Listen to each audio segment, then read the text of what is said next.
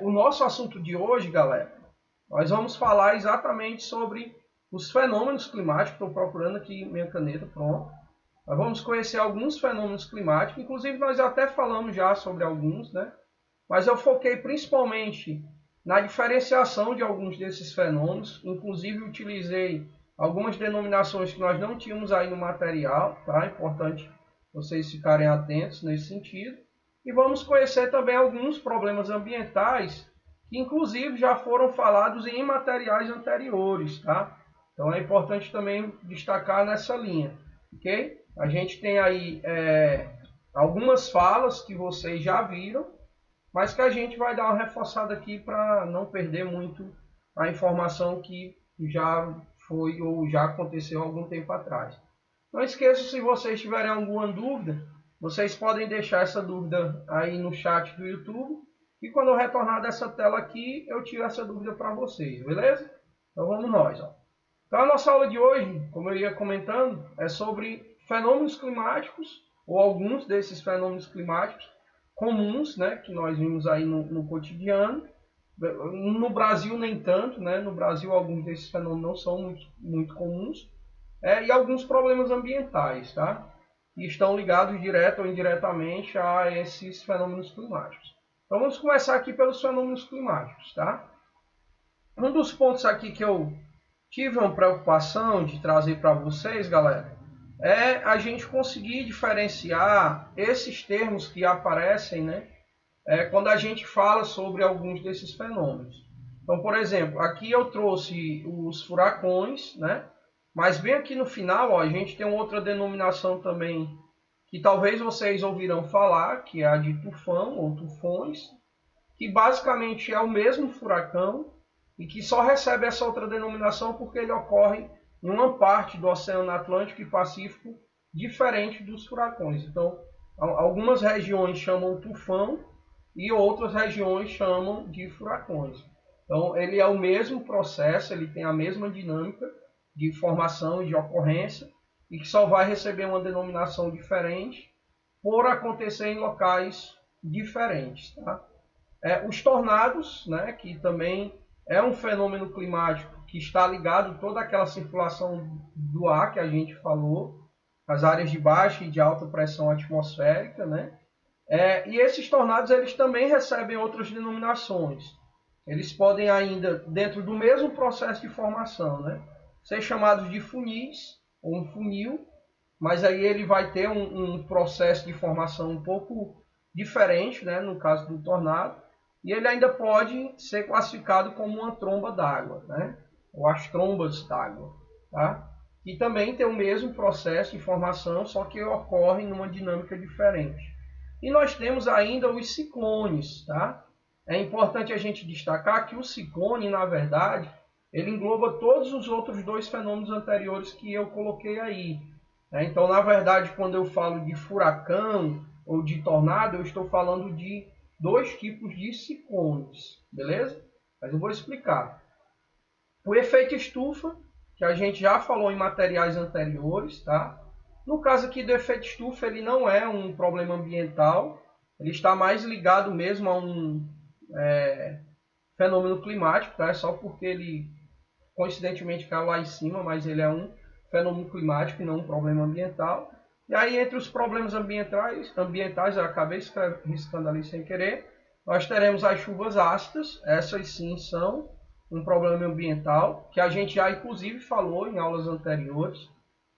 A desertificação, que também é um problema ambiental e a gente já conversou sobre ela lá naquele material sobre o solo. E o desmatamento, que também é um problema ambiental, que também nós já conversamos em materiais anteriores, nós vamos só dar uma reforçada básica aqui nesse assunto. Então vamos começar aí pelos fenômenos climáticos, beleza? Então vamos lá nos furacões. Ó, a primeira coisa que vocês precisam lembrar, galera, como eu falei, né, é que o processo de formação, tanto dos furacões como dos tornados, eles são ligados diretamente aos ciclones, tá? Então você sempre tem que lembrar o seguinte, que para a gente entender esses fenômenos, a gente vai precisar lembrar também daquelas falas que nós tivemos anteriormente, sobre as zonas de alta e de baixa pressão atmosférica, beleza? Então, nas áreas mais próximas da superfície, nós temos um maior aquecimento, uma maior concentração de gases. Esse aquecimento ele faz com que esses gases eles se dilatem. Esses gases dilatados eles ficam mais leves e eles começam a subir, tá? Que formam as áreas ciclonais, beleza? Quando esse ar ele sobe e ele chega a uma altitude considerável, né? Ele vai ter uma queda de temperatura. Esse resfriamento faz com que os gases se contraiam, né? Eles voltem a contrair e passam a exercer um peso maior. Então eles vão gerar uma zona de alta pressão. Então, por ter um peso, ele acaba aqui descendo, formando assim uma zona anticiclonal. Lembra que a gente falou sobre isso anteriormente? É importante destacar aqui para entender esses fenômenos que eu trouxe aí, ok? Então, no caso dos furacões, olha o que eu coloquei aqui, ó. Eles vão ocorrer, né, devido a uma elevação na temperatura da superfície aquática. Geralmente acontece nos oceanos, né, que são uma superfície de maior extensão e que acaba recebendo uma maior quantidade de raios solares. Então, elas são mais propícias à ocorrência desses fenômenos, ok? Esse aquecimento da temperatura, naturalmente, né, ela vai gerar uma maior produção de vapor de água. Isso vai fazer com que nessas áreas nós tenhamos a formação de nuvens carregadas, né, com grande quantidade de água. E isso acaba colaborando também com um aumento na velocidade dos ventos, né, devido a esse aquecimento.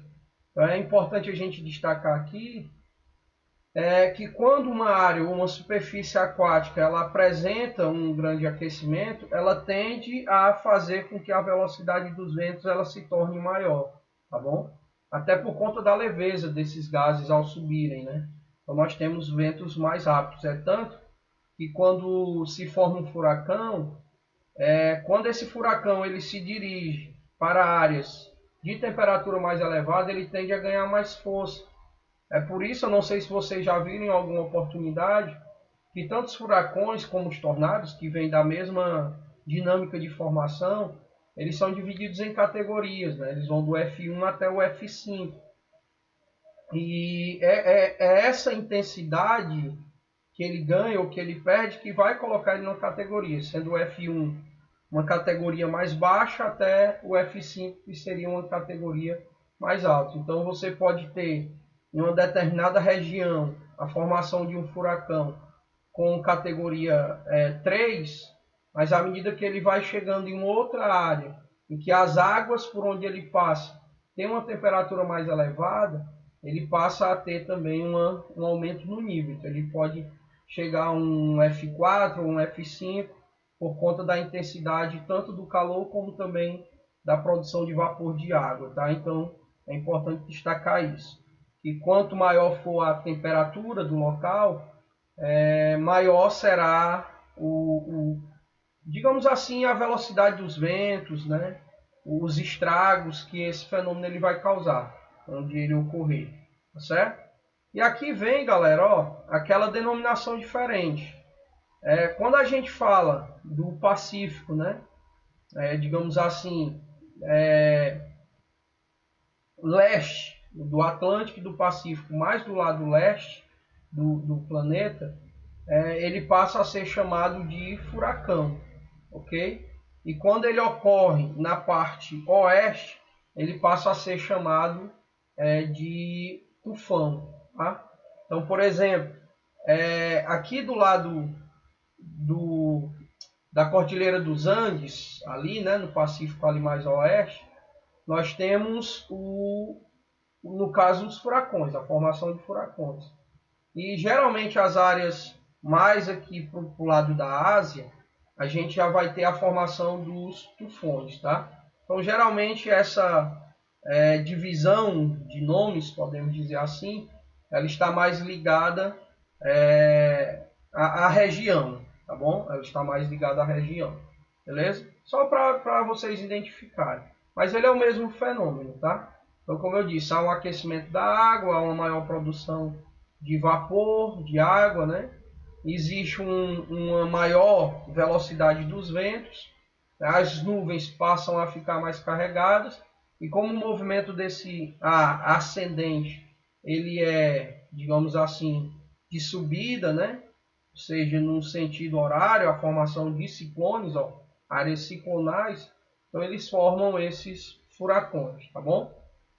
Tem um detalhe que é importante vocês destacarem aí, é que uma das diferenças entre os furacões e os tornados está ligada principalmente à durabilidade. Por exemplo, um furacão ele pode ocorrer durante dias, né, semanas.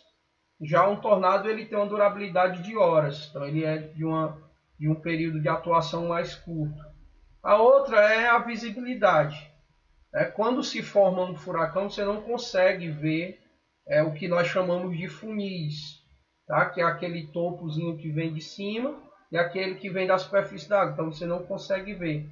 Como ele tem uma dimensão muito extensa, essa formação ela não é visível, tá certo? Então seriam aí algumas diferenças em relação aos tornados, né? Quando eu comparo com os furacões. Vamos agora aqui nos tornados. Os tornados, ó, como vocês conseguem ver, eles são mais intensos e eles são mais destrutivos, tá? Ou seja, a força, a ação deles são mais destrutivos.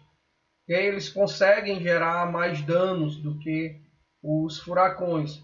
Até porque, geralmente, as áreas onde esses tornados eles se formam, eles têm a presença de cidades, né? De casas, de prédios, de estradas, de rede elétrica. Então, eles acabam gerando mais danos do que os próprios furacões, tá? Levando em consideração também que boa parte desses furacões eles têm uma atuação, na grande maioria, no oceano. Então, quando ele chega na costa, ele causa estragos. Claro que sim, até pelas dimensões dele. Mas geralmente os tornados eles tendem a apresentar mais estragos do que os furacões, tá? Como eu ia dizendo, ó, uma das diferenças entre um e o outro é a sua duração, né? Enquanto os furacões duram dias, semanas, os tornados duram algumas horas, tá? Alguns até minutos apenas. Já os ventos dos tornados eles são mais velozes, ok? Porque geralmente eles são ventos secos, né? Por se formar, por exemplo, no continente, tá certo? Eles apresentam também outras denominações, como eu falei para vocês. Eles podem ainda ser chamados de funis. Um funil é quando a parte de cima ela não chega a tocar o solo, tá? Lembrando que para haver a formação de um tornado, eu ia confundindo ali, mas está certinho. Quando há uma formação de um tornado, você precisa ter um funil que sobe, né, por conta desse aquecimento dos gases, e um funil que desce. Então ele é o encontro de uma massa quente com uma massa fria. Então, como ela gira, né, ao tocar um no outro, eles criam uma maior velocidade e aí gera um tornado, como nós chamamos. No caso do funil, é quando você tem apenas o funil de cima, tá? Você não está considerando de baixo. Alex, não pode ser só o de baixo? Não. Porque só o de baixo, galera, geralmente ele não aparece, tá? Quando você não tem, digamos assim, o cenário ideal para a formação de um tornado, você só consegue ver o funil de cima, não o funil de baixo, beleza? Quando surge o funil de baixo, aí você já sabe que vai gerar um tornado, não tem como evitar, beleza? E nós temos a tromba d'água, que é quando esse processo ele ocorre na superfície aquática, certo? Então você, no lugar de presenciar aquele giro, né, que é de um tornado, apenas de vento, você vê ele de água, quando ele ocorre numa superfície aquática, tá bom?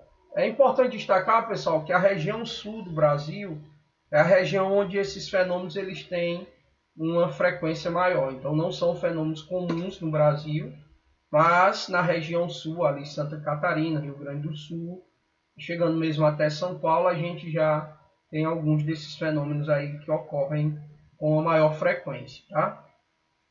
Já os ciclones, como eu falei, né? O ciclone, na verdade, é todo esse processo que forma os furacões e os tornados. Então, quando eu falo de um ciclone, eu estou levando em consideração que esse ciclone ele pode ter duas formas, a de um furacão e a de um tornado, beleza? Então, qual a característica que você precisa lembrar? Primeiro, que os ciclones eles são de formação convectiva, ou seja, ela é uma massa que sobe, tá? Uma massa ascendente, beleza? Não aquela como a gente viu de frontais, né? Uma massa que vem de encontro uma com a outra, não. É a massa que sobe, tá? E claro, a formação de uma coluna de baixa pressão. Ou seja, já que nós estamos falando de convectivo, eu tenho que pegar o processo de formação que está saindo da superfície para cima. É óbvio, né? Então, consequentemente, nós vamos ter a formação principalmente em áreas quentes, né? Em áreas de temperaturas elevadas. Okay? Ele geralmente ocorre na superfície aquática, tá? Na grande maioria. Okay? No norte, aí aqui ele vai fazer só uma diferença, né? Entre o sentido de giro, né? No hemisfério norte e no hemisfério sul. Ó. Você vai ver que eles são diferentes. No hemisfério norte, eles giram no sentido anti-horário, beleza? Eles vêm do sentido anti-horário. E no hemisfério sul, no sentido horário. É só para reforçar, tá bom? E ele é responsável pelos fenômenos anteriores aqui de cima, né? Os dois já citados anteriormente, como eu já havia falado para vocês também. Ele é responsável tanto pela formação dos tornados, como também pela formação dos furacões. Beleza? Então entendam só essa questão da sua formação inicial acontecer em áreas mais quentes. Então ele vai ter um movimento ascendente, formando assim uma coluna de baixa pressão atmosférica. Beleza? Efeito estufa. A gente já até conversou em materiais anteriores sobre ele. Tá? Como eu disse para vocês, ele é um fenômeno natural, então o efeito estufa ele já acontece naturalmente no nosso planeta. Ele é de extrema importância para a vida no nosso planeta também, porque é basicamente esse fenômeno responsável em liberar calor dentro do nosso planeta, senão nós seríamos totalmente frios e aí não teria condições de existir vida no nosso planeta, pelo menos não no formato que nós conhecemos. Então é exatamente esse efeito estufa que prende uma parte dos raios solares na superfície, aquecendo a superfície do nosso planeta, que criam uma situação, uma condição, digamos assim, perfeita, né, para a existência de vida aqui na Terra. Tá? O problema é que esse efeito estufa ele vem se acentuando, né? Então há uma intensificação do processo. O pessoal que defende o famoso aquecimento global garante que essa intensificação ela é causada pela emissão de gases poluentes. Aqui o primeiro erro lá, como eu falei para vocês, a falta de costume. Eu ia colocar o aumento na emissão do efeito estufa. Não. Há um aumento, né, devido até ao desenvolvimento industrial, urbano do mundo nas últimas décadas. Então há uma evolução da indústria, um grande consumo de fontes de energias poluentes que liberam gases que fazem com que a atmosfera fique mais densa. Essa atmosfera mais densa ela concentra mais gases poluentes e isso faz com que uma maior quantidade de raios solares fique presa e acabe aquecendo o nosso planeta mais do que o necessário. Daí a ideia de efeito estufa. Tá? As chuvas ácidas. Pessoal, um ponto. Ó. Naturalmente, toda chuva ela já é ácida. É importante vocês destacarem isso, tá? Porque toda chuva ela tem a presença de CO2, que é o gás carbônico. A questão é que nas últimas décadas, devido a todo esse processo de evolução que eu falei anteriormente, vem jogando mais gases poluentes quentes na atmosfera, a gente vai deixando essas chuvas ainda mais ácidas. Então, naturalmente, ela já é ácida, ela já causaria algum tipo de dano na superfície, né, em alguns tipos de superfície, mas com a emissão de outros gases, e em grande quantidade, né, ó, porém, o aumento da produção e da emissão de outros gases, como o dióxido, agora eu lembro aqui, hein, cara, eu sei que é o dióxido de enxofre, esse daqui é o dióxido de enxofre, tá? Agora esse daqui eu confesso que eu esqueci, ó. É o dióxido de... Será que é de carbono, hein? É bem capaz de ser, viu, galera? Não, de nitrogênio. É de nitrogênio, tá? Agora eu lembrei, ó. Então aqui nós temos outros gases, né, que foram surgindo com também com o crescimento da indústria e o aumento do consumo de fonte de energia poluente, né, que acabam deixando essas chuvas ainda mais ácidas, né, como eu coloquei, ó. Faz com que esses níveis tenham se tornado ainda mais agressivos. E aí são dois outros exemplos, o dióxido de nitrogênio e o dióxido de enxofre, né, somado com o gás carbônico, faz com que essas chuvas elas consigam ter uma maior quantidade de acidez, fazendo com que algumas superfícies sofram danos e danos bem sérios por conta desse tipo de chuva. E ela é mais comum em regiões onde há um elevado nível de industrialização, tá? Por conta da fumaça, a emissão de fuligem, etc, etc. A desertificação a gente também já falou em materiais anteriores. Ela é causada principalmente pela retirada da vegetação, tá, de uma determinada área. E essa retirada ela é tão, digamos, intensa, né, que acaba reduzindo a capacidade produtiva daquela área, no caso daquele solo. Tá? Esses dois componentes eles são resultado principalmente da variação climática, ok? E também da ação humana, que muitas vezes retira essa vegetação, que queima essa vegetação. Então, a ausência dessa vegetação, ela acaba reduzindo a capacidade de produção de uma determinada área, fazendo com que haja exatamente esse processo de desertificação. Tá? E por último, o desmatamento, que tem até uma ligação ali, né? Ela é causada principalmente pela ação de madeireiras, da atividade agropecuária, né? O crescimento das cidades, que acabam tirando essa vegetação para construir, né, os seus prédios, suas estruturas. Estruturas como as estradas. Opa, não risca por quê? Pronto, as estradas, as hidroelétricas. São algumas das atividades que a gente pode responsabilizar esse ou essa ocorrência de desmatamento. Beleza?